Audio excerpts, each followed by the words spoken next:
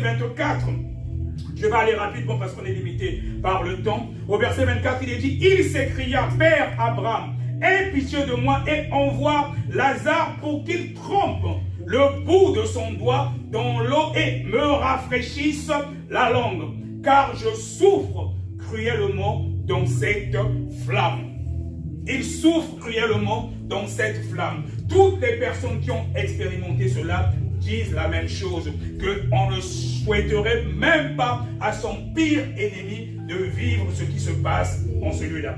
Nous allons écouter le témoignage de nos sœurs Céline, et nous avons aussi, c'est vrai que nous avons cette grâce au sein de notre église. La sœur Irène aussi avait déjà témoigné à l'époque de son expérience au niveau de l'enfer. Et on ne souhaite cela même pas à son pire ennemi. Et généralement, les gens qui arrivent là, leur seul souhait, c'est que Dieu puisse les donner ne serait-ce qu'une seconde pour revenir se repentir. Et ils pensent souvent aux gens qui sont restés parce que la souffrance est tellement atroce. Mais surtout, c'est pour l'éternité. Quand j'étais à Abidjan, pendant la pré-consécration, parce qu'il y a toujours une pré-consécration avant la consécration, avec les autres futurs consacrés, Dieu nous a fait vivre un peu cette expérience aussi de l'enfer. Nous étions là avec les futurs consacrés, et à un moment, pendant que nous étions en train de prier, beaucoup ont commencé à crier. Beaucoup ont commencé à crier. Dieu les a justement enlevés en esprit pour leur faire vivre justement les douleurs atroces qu'ont des personnes qui vont en enfer. Donc il y en avait qui criaient. On les entendait. Nous étions tous ensemble cette nuit-là de la pré-consécration. Il y en a qui criaient, donnez-moi de l'eau, j'ai soif, j'ai soif. En fait, l'Éternel voulait nous faire vivre en disant, vous serez consacrés. Mais n'oubliez pas que le plus important, c'est le salut des âmes. Il y a des âmes qui meurent tous les jours et le Seigneur Jésus-Christ pleure. Dans le monde, il y a beaucoup de témoignages qui le disent. Peut-être dans 100%, dans le monde entier, il n'y a peut-être que 5% qui sont sauvés tous les jours pendant que les gens meurent.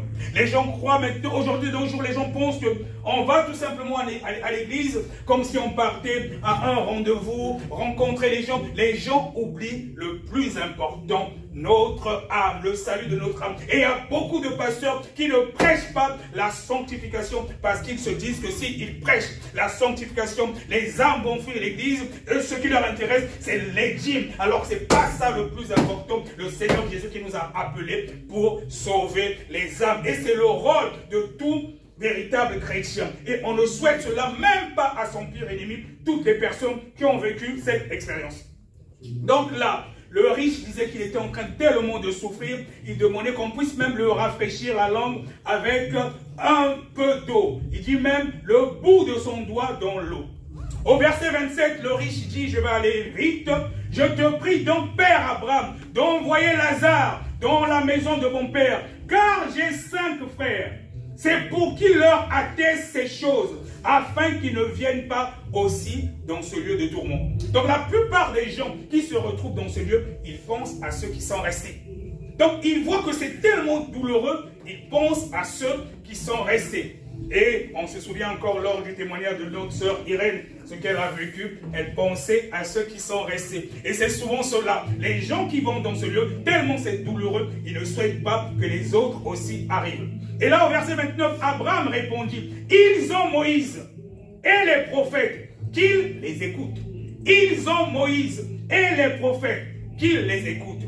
Et aujourd'hui, Moïse et les prophètes, c'est qui? C'est nous, les ministres des dieux. On prêche.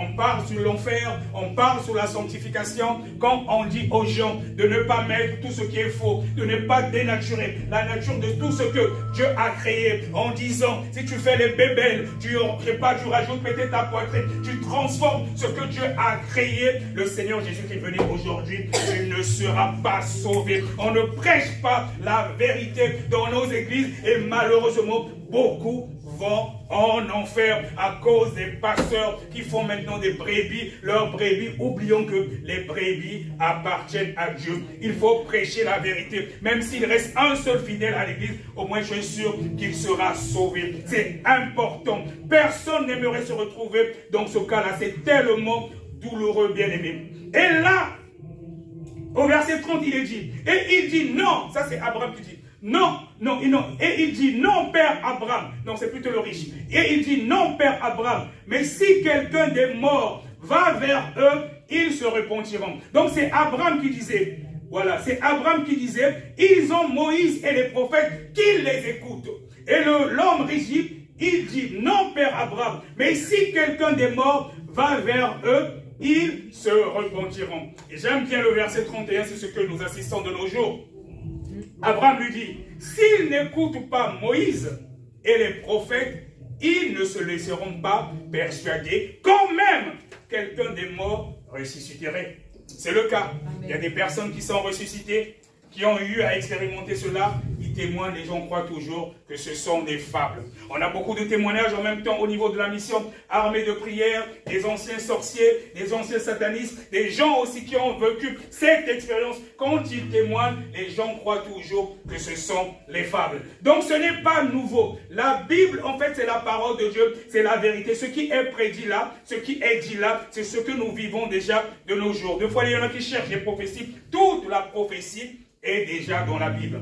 Et malheureusement, mon frère, ma soeur, pendant que je suis en train de te prêcher encore le ciel et l'enfer aujourd'hui, si tu ne changes pas ta condition de vie, demain quand tu mourras, le Seigneur te dira, mon serviteur t'avait parlé ce jour-là. On va te montrer la vidéo, tu ne pourras pas dire que je ne savais pas. Mon rôle, c'est de t'interpeller pour dire que nous devons laver nos robes parce que l'enfer est une réalité. Il y en a qui se disent qu'ils ont encore le temps. Non. Bien-aimé, le Seigneur Jésus-Christ viendra comme un voleur. Personne ne connaît l'heure. Il peut arriver qu'en sortant, quand tu pars de chez toi, que tu fasses par exemple un accident, s'il arrivait que tu mourrais, est-ce qu'à ce moment-là, tu étais prêt? Parce qu'il est bien dit dans la Bible que rien de souillé ne rentrera au ciel. On a prêché un mauvais évangile aux gens, même moi à l'époque, c'est ce que je croyais, que quand on va mourir, on va essayer de faire une balance. On va voir tout ce que j'ai fait du bien et ce que j'ai fait du mal. Si tu as fait plus de bien, tu seras sauvé. Non, ça n'existe pas comme ça. C'est pas comme ça. La parole de Dieu est claire que rien de souillé ne rentrera au ciel. Pour rentrer au ciel, tu dois être pur et sans tache. Et c'est pour cela que par rapport même à la parabole des vierges sages et des vierges folles, les vierges folles, c'est bien des chrétiens qui ont reçu le Seigneur Jésus-Christ, mais qui ne vivent pas à 100% dans la sanctification par rapport à la parole de Dieu, dans la saine doctrine. Et il y a beaucoup de gens qui se retrouveront malheureusement dans ce cas. Chez Jésus, il faut être 100% avec Jésus. Si tu veux encore être dans le monde, vaut mieux pour toi vivre totalement dans le monde et profiter à 100%. Au moins quand tu iras en enfer, tu ne vas pas regretter. Mais ce serait dommage que tu fais quand même des efforts. Des fois, il t'arrive même d'évangéliser. Tu t'es peut-être même dépouillé, mais il y a des choses encore en toi, le péché mignon que tu ne veux pas laisser. Et à cause de ce péché mignon, tu risques de rater l'éternité. Bien-aimés, nous ne devons pas jouer avec l'éternité. Le Seigneur Jésus-Christ vient bientôt. Et pendant que je suis encore en train de t'interpeller aujourd'hui, et la sœur Céline viendra donner aussi son témoignage, n'oublie pas que l'enfer est une réalité. S'il y a encore quelque chose en toi qui ne glorifie pas Dieu, ou tu sens que si le Seigneur Jésus-Christ venait aujourd'hui, tu ne seras pas sauvé à cause de cela, il faut demander à Dieu de t'aider et qu'il t'aide, que tu puisses te repentir, mais surtout renoncer. Comme la femme adultère, où le Seigneur Jésus-Christ a dit que je ne te condamne pas, mais va et ne pêche plus. La grâce, c'est justement le fait que le Seigneur Jésus-Christ nous pardonne encore pendant que nous sommes encore sur cette terre. Mais quand tu es mort, c'est fini. Le purgatoire n'existe pas. C'est un évangile du diable. C'est pendant que nous sommes encore sur cette terre que Dieu donne la possibilité à chacun de nous de se repentir. Il est tellement merveilleux. Vous avez écouté des témoignages, surtout au sein de la mission armée de prière, où il y a même des sorciers qui ont eu à tuer des milliers de personnes.